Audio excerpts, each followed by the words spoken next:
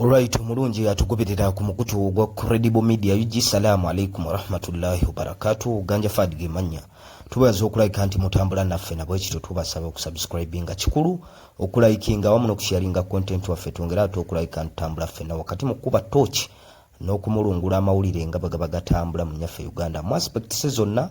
Kisawe kya byabukulembeze, kisawe kya byabufuzi ggwanga Uganda tuvaayo entertainment waba yeggulire oba oliawo eribuutikidde nayo tujja ne tulibawa n'ofunira ddala ekyo ky'oteekedde okulayika nti ofuna mu kisawe ky'amawulire. Olunaku lwaleero tubaleetedde omukulu Elias Rubuyimbazi Nalukoola ono nno nga yagenda okulayika nti akiikirira ekibiina ekya National Unity Platform by election ey'Okawempe ey'Omambuka nga bajjuza ekifo ekyali eky'omubaka Muhammad Segirinyo omugenzi kati alaga obutali mu mativu ku butya bwe yayisibwa ab'ebitongole ebikuuma ddembe mu ddoboozi kangufu eribadde litamuwulirwangamu wabula eddoboozi lye lyegatiddwako erya Sheikh Burhan Muhsin Kiti alaga obutali mu mativu ku ebyo ebikolebwa ku bannayuganda ne ku ebyo ebyakolebwa ku mukwano gwe Nalukoola mu Kawempe ey'Omambuka ku lunaku olwa nomination.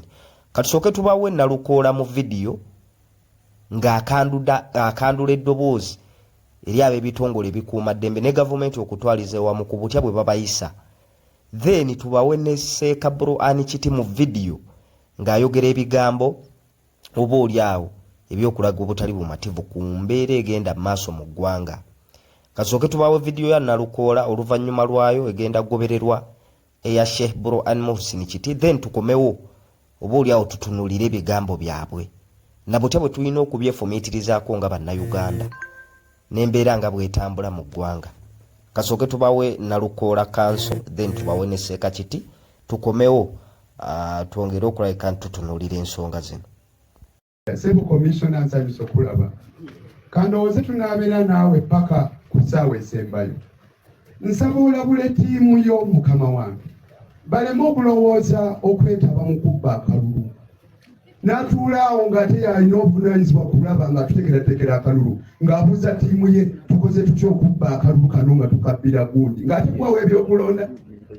Abantu abo bw'oba balina mu ttiimu yo bagambe beetereeze ffe ekituwa amaanyi maanyi g'abantu ab'ebyokwerinda bataata baani abakiikiridde jaati abalwanyisa obutujju teralizimu be bannumbaganye singa weebali wano ne batubuulirako.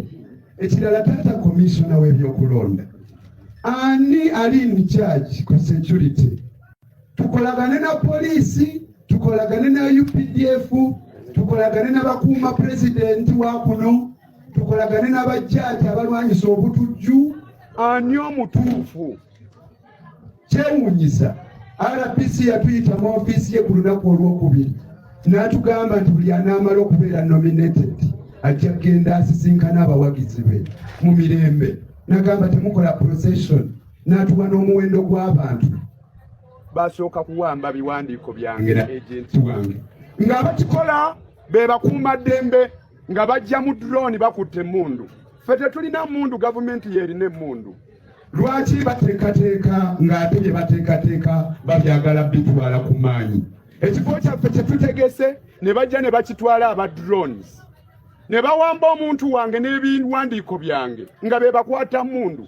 Ekifo ne bakiwamba, abalala be bazze okukolerawo bo tebakibawambyeko.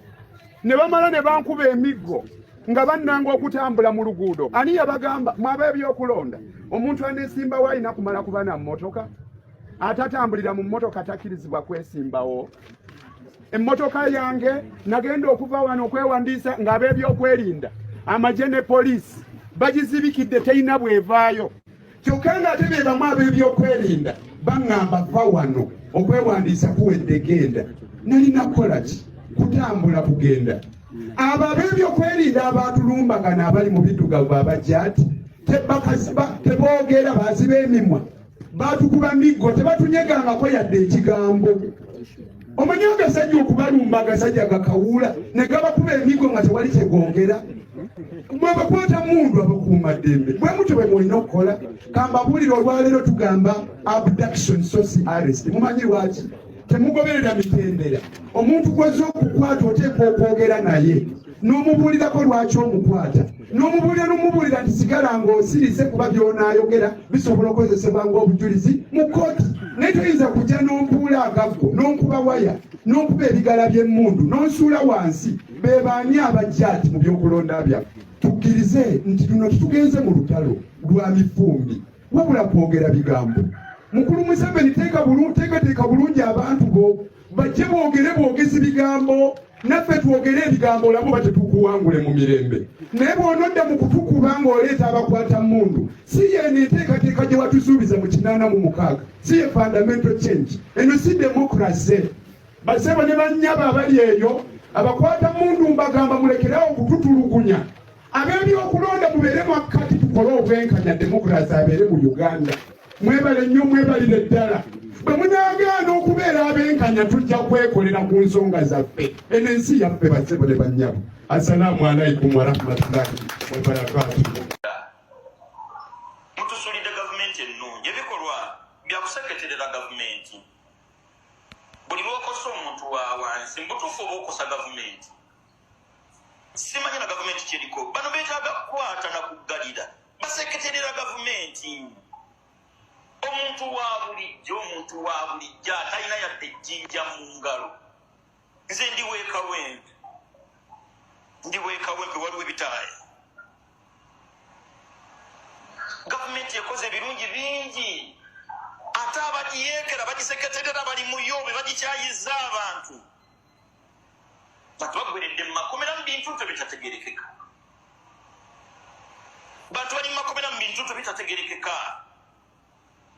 Bonna abali emabega w'okuggalirwa kw'abantu mu mbeera ey'ekyeyonoonere be baseketerera gavumenti abasookerwako. Gavumenti eveeyo bano ebalwanyise. Ffe bwe tusomedde nga bwe bakubuuza omulimu gwa poliisi is to keep law and order. Kati ate biringa ebyakyuse nti omulimu gwa kubreakinga law na order. Kyetaagisa ki? Ekyamazima siri munnabyabufuzi. Nzikiriza nti ekyamazima zino pareedi ezikolwa ebibiina by'ebyobufuzi si ntuufu kukyokooza. Naye gwe bakyokoozezza gwe ate tukusuubira engeri gy'oli mu buyizi okuba omutegeevu okusinga. Akukyokoozezza omwana bw'abba enva omukono tutemako omutemu batuukya mwokye. Ekikola ky'okubba enva kyo kibi kyekituufu, naye ogenda mumubonereza otya? Kwali kulonda okwasemba okwa 2021 abaana bakyali mu makomera. Nsaasira nze bino byange tofaayo tonneeraliikirirako. Ani agenda okugamba kwani? Kasule bwe banaayola nze gw'onooyogera kati katwogere ekituufu. Amazima go gasigale nga mazima ebitongole byo byokwerinda. Nedda mutusulira gavumenti, museketerere nnyo gavumenti, mugiseketereredde nnyo bayakubalya bakola kirala. Tosobola kukola byokole ebyo ng'oli mu gavumenti munda. Gavumenti mugisuula. Fe abagifunyemu ebirungi mutukoze bubi. Fe abaginyumirizaamu mutuloozezza. Sheeka Bulwari mazima tosobola. Babuulire bantu babuzibwawo obubuzibwa.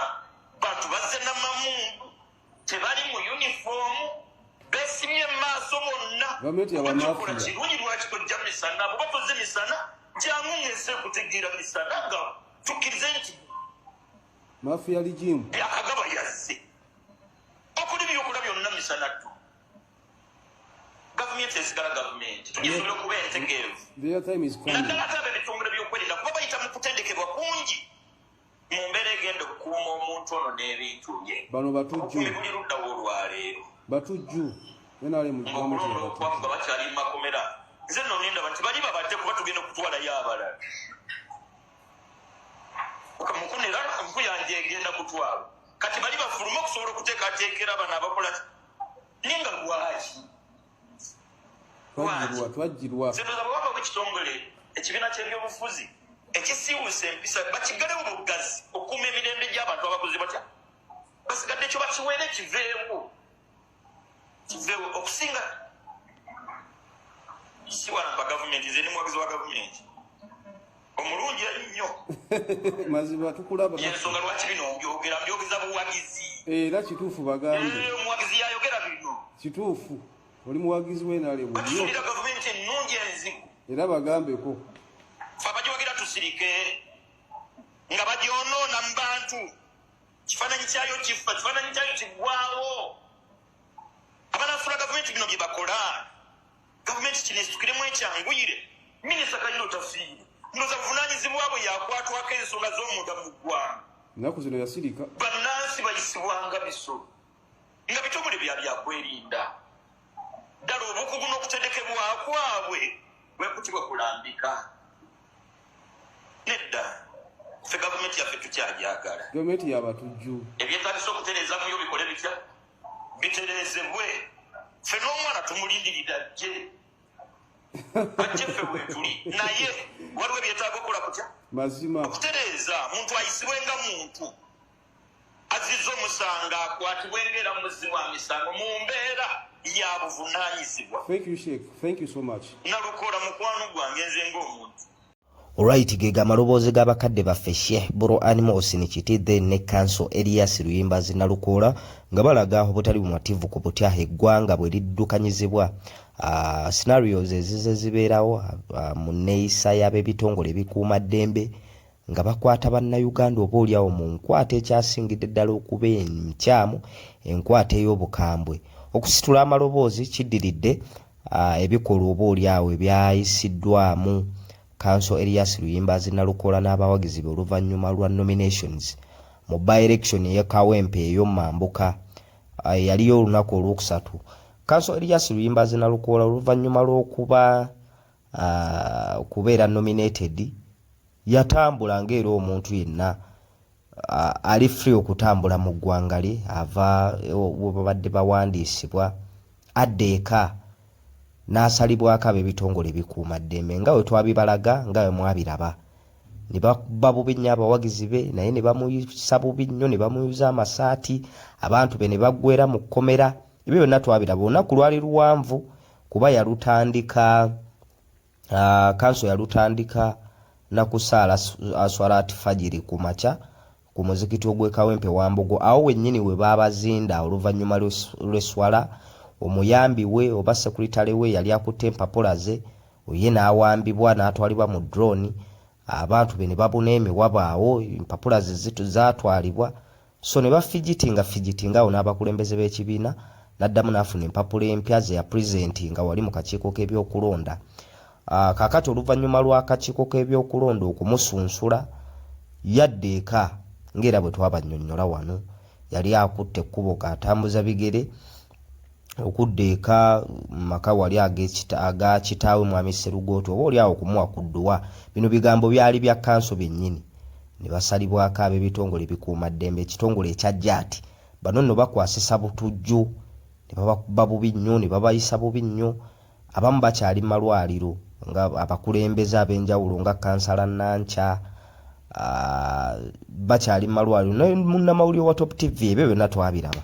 So oluvannyuma lw'ebyo leero Council Nalukola avuddeyo booliawo mu meeting gye babaddemu ng'agezaako okukwesyoninga aba Electoral Commission nga bagamba bannange mu kaluukano akawo Kawempe ey'omambuka tugenda kukolagana n'ababitongole ky'ebikuuma ddembe n'abapoliisi n'abamagye n'aba unity eno eyajja ati ekolagana n'obutujju ani gwe tugenda okukolagana naye mu kalulu omutuufu mu mbeera ezifaananako bwe zito kuba kaakati ne bwe tuba oba oliawo tulina obumenyi bw'amateeka bwe tukoze ffe ng'abantu enkwata gye baatukwatamu for instance ku kyaliwo ku lunaku olwokusatu olwa nomination y'enkwata gye bandikwatiddemu Munnayuganda.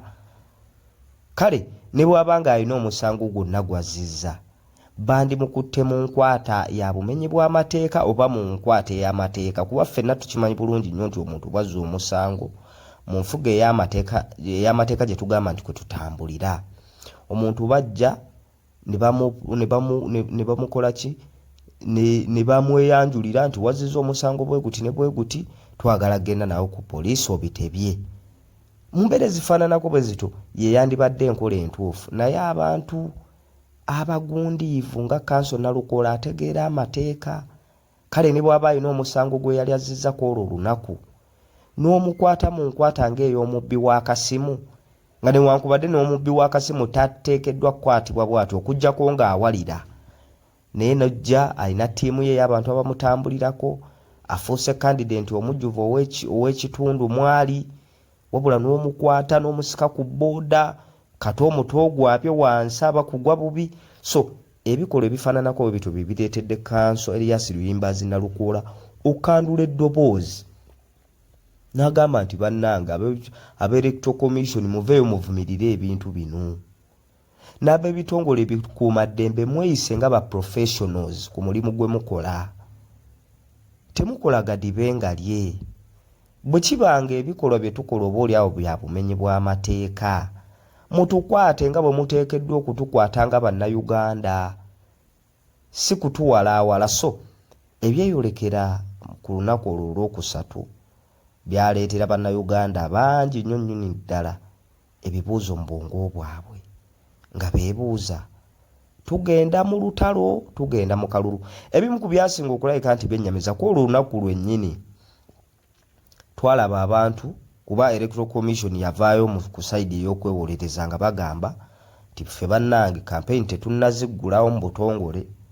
Ne twalaba abantu ab'ebibiina ebirala, for instance nga Kalifaaganaga ku lunaku lwennyini olwokusatu kuba lwe yali nominated ng'akubye olukuŋŋaana olunene nnyo wali mu kisaawe eky'Ekawempe ku 5 olunene nnyo naye teri yamukuba ku mukono. Oyo nno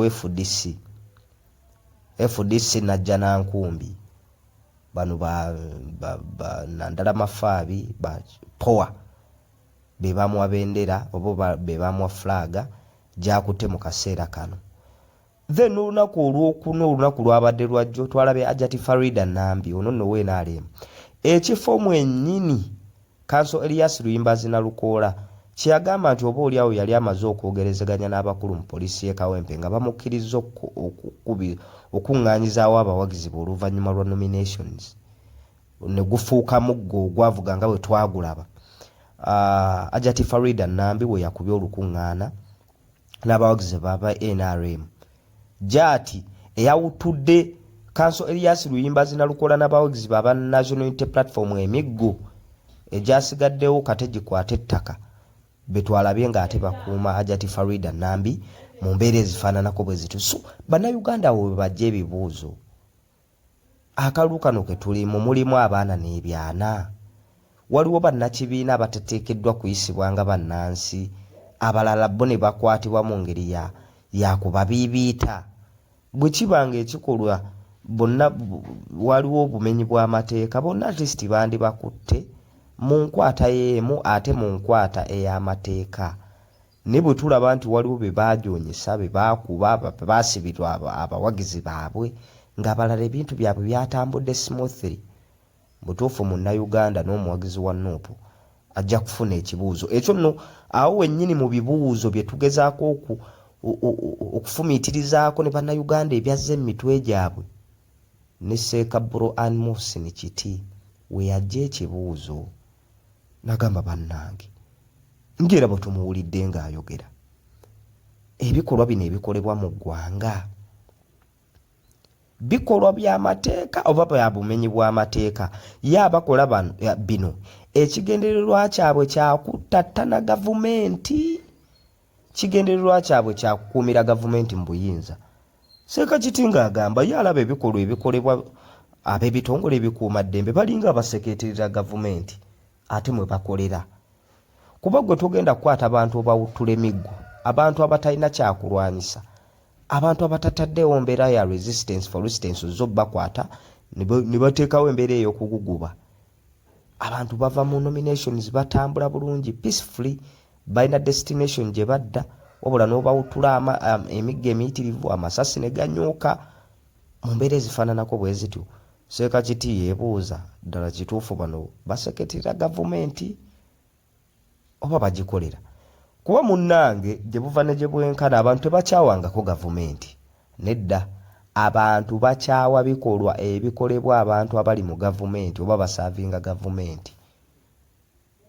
ebikolwa ebya violation of human rights weba bikolebwa babitongole bikuuma ddembe abantu bajja kukyawa ebyo ebikolwa then bakyawe ne gavumenti kitegeeza abakola ebikolwa bifaananako bwe bityo baba balina ekigendererwa oba oliawo ekyokukyaya gavumenti eri mu buyinza abantu bakyawa bikolwa tebakyawa gavumenti mu kifo ekisooka wabula oluvannyuma lwa byonna olw'ebikolwa ebikolebwa abantu abali mu gavumenti abantu oluvannyuma bakyawa ne gavumenti ekikolwa eky'obuli bw'enguzi bwe kiba nga kikolebwa ba officials mu gavumenti abantu bajja kukyawa ekikolwa wabula oluvannyuma bakyawe gavumenti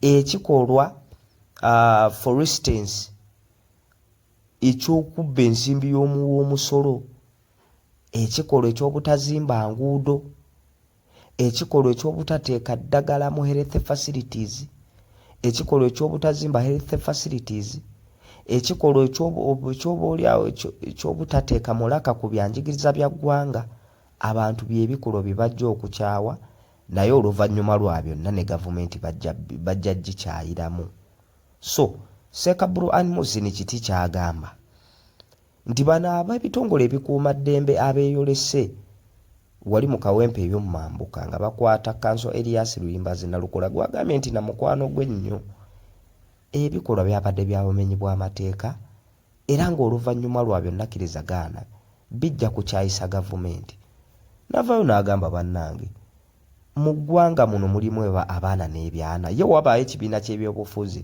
nga kyo tekikkirizibwa cooperating oba kwenyigira mu byabufuzi mu kifo ky'okusiba abawagizi baakyo mu kifo ky'okutuntuza abakulembeze baakyo wakati mu kubasiba n'okubawutula emiggo lwaki ekyo ekibiina kyennyini si kye bajjawo ne bagamba nti ekyo ekibiina tukiggyeewo tekikyaliwo munnansi n'afuna emirembe gye oba oliawo ne mufugira mu nfuga gye muwulira nti ebawa emirembe okusinga okugyonyesa abo abakkiririza mu ideology z'ekibiina ekyo kye mwakkiriza mu ssemateeka ne kiwandiisibwa enfuga yennyini gye tulimu ya multi-party system kitegeeza buli munnansi waddembe okuggulawo amatu ge okuwuliriza ideology z'ebibiina ebirala ye n'asalawo nti nze kambe wa NRM kambe wa FDC kambe wa DP kambe wa National Unity Platform n'ebibiina ebirala naye mu kuba nti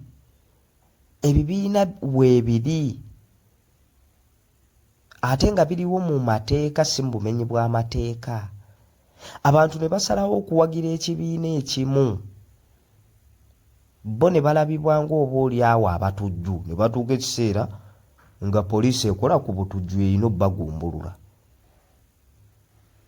ne batuuka ekiseera nga military poliisi erina okugumbulula oba oliawo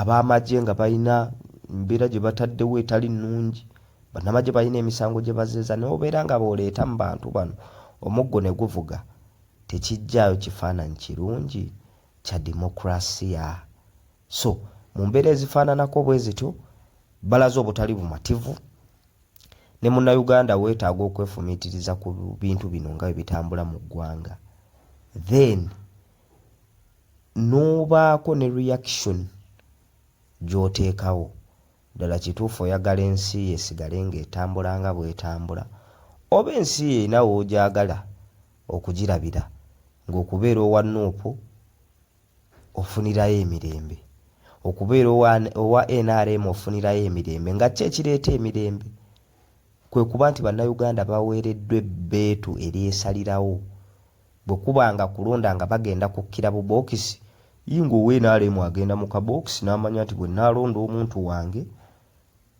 okuwangula kwe lirigenda okubeera essanyu lyange n'owa Nuupu bwe nnaalonda owa Nuupu okuwangula kwe lwe ligenda okubeera essanyu lyange bw'ataawangule nga tutegeera nti democracy akoze majority bwetyo bwesazeewo katulinde akalulu akalala ffenna lyeryo eggwanga litwagala na bino byonna ebitatambula bulungi byetwogerako malwaliro omutali ddagala buli bwanguzi buli ake na bulabbayi violation of human rights na byonna kibbattaka byonna nga bifuuse lufumu lyeggwanga oba oliawo buli munnayuganda lyayaayaanira okubeeramu lyetwagala abaana baffe then bazzukulu baffe balibeere mu ffe tuba tetufunye mukisa oba oli awo kubeera mu ggwanga bwe riti ebibaddemu bwe banga bibadde tebitusanyusa tulwane nnyo oba oli awo abaana baffe baleme kusanga mbeera efaananako bwetyo bw'atyo Council Erias Luyimbazi Nalukoola bw'abadde